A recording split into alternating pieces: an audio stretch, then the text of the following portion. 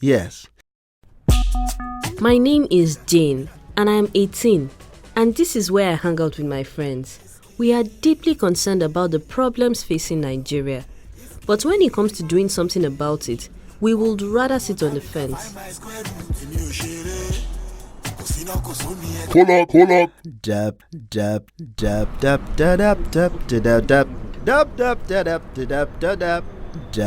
Yes.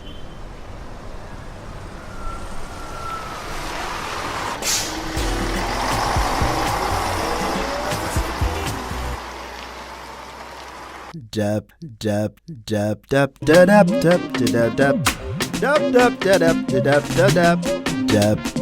Yes.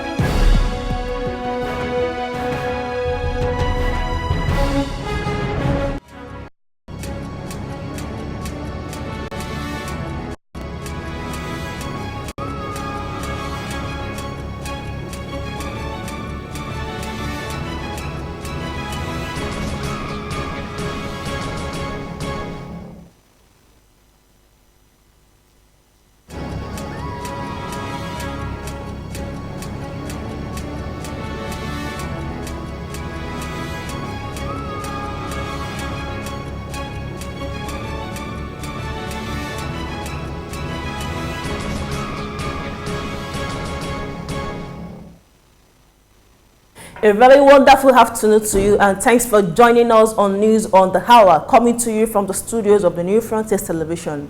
My name is Temitope Oladipo.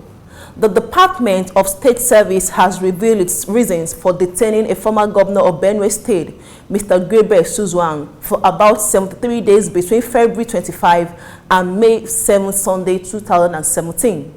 The agency stated that intelligence available to it shows that Suswan was affiliated with an alleged military leader in the state, Tewase Akwaza, also known as Ghana, who is involved in terrorizing the citizens of Benue State. It stated that Suswan has threatened to make Benue State ungovernable for the incumbent governor, Samuel Ortom, adding that indeed the state has proved to be ungovernable in the past few months, with various crises occurring every now and then. The agency added that Suswan was arrested on February 25, 2017 for allegedly being in possession of 3 legal and prohibited weapons, and for this avowed commitment to bring about a state of unrest in Benue State.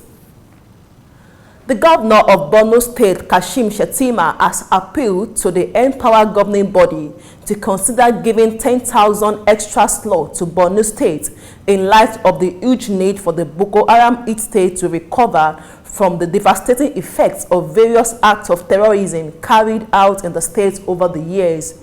He also appealed that Yobe and Adamawa will get special consideration, praising the visiting Empower implementation and monitoring team for standing the test of time despite misgiving and mischief makings.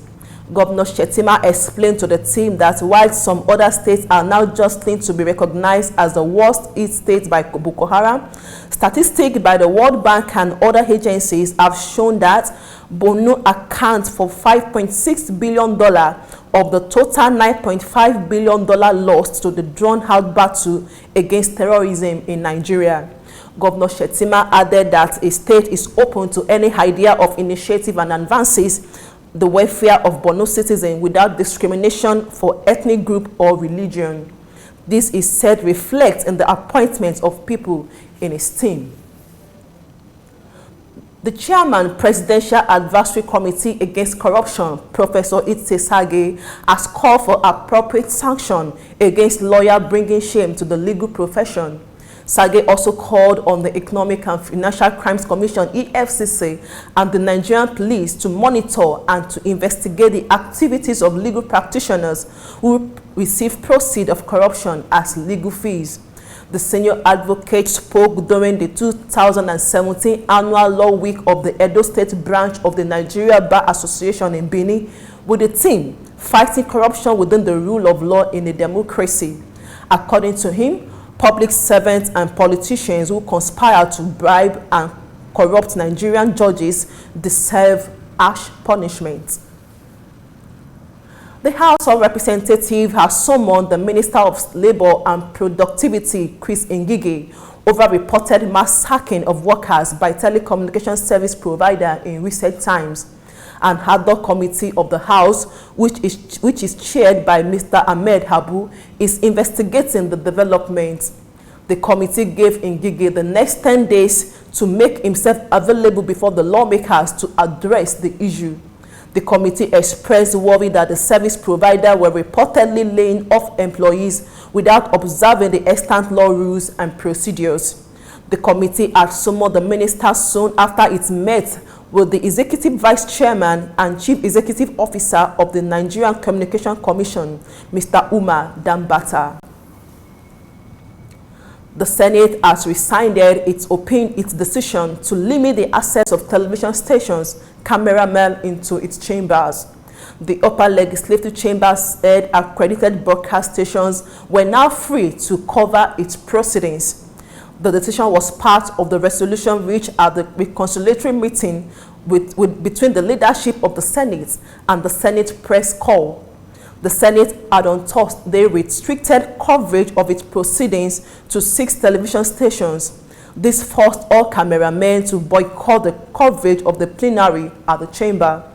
The Senate press corps had protested against the restriction and filed a petition to the chairman, Senate Committee on Media and Public Affairs, Senator Aliyu Sabi Abdullahi. While briefing journalists after the meeting, Sabi Abdullahi said the conflict had been resolved. The Imo State Governor, Rochas Okorocha, had said that nothing will stop the All Progressive Congress from taking over Anambra State in the November 18 poll. He said the state governor, Will Obiano, will be writing his handover note to an APC governor. Okorocha stated this while inaugurating Okorocha People's Movement in Anambra State. He said the main objective of the movement was to register grassroots presence in the state. Okorocha, who was represented by the South-South-Southeast coordinator of the RPM, Mr. Simeon Nwolu, said he owed the Igbo nation a duty of proper direction in Nigerian politics. The Lagos State government has said 60 abandoned buildings belonging to the federal government on Lagos Island have become criminal hideouts. The special advisor to the governor on Central Business District, CBD, Agbola Dabiri, stated this at the press conference in Alausa, Ikeja, adding that the abandoned buildings were being used by criminals to perpetrate nefarious activities.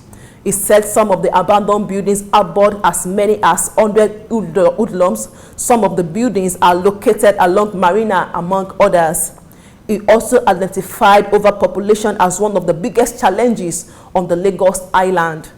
The special advisor said all the illegal structures and shanties in and around the Idumota pedestrian bridge had been demolished, thus providing opportunity for the people to make use of it after 15 years. Dabiri also disclosed that the agency had dismissed a number of workers whose action compromised the image of Lagos State government. Moving straight to the world of business, the Minister of Finance, Mrs.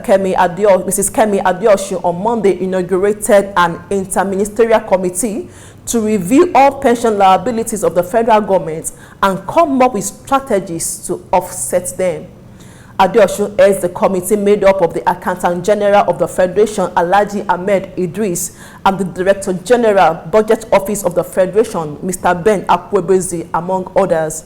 She said the composition of the committee was approved by the President Muhammadu Buhari, adding that its term of preference were to review and reconcile all pension liabilities and make recommendations as to what portion of the liabilities will be funded through budget appropriation, as well as to suggest creative ways of funding the balance.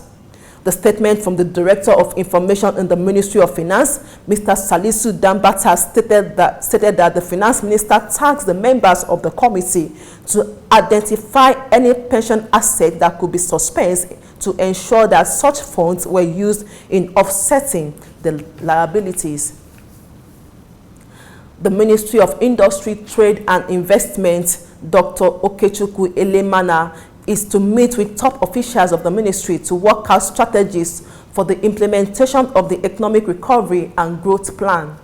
The ERGP, which was launched last month by President Muhammadu Buhari, is the government's blueprint to take the economic out of recession and ensure inclusive growth and sustainable development.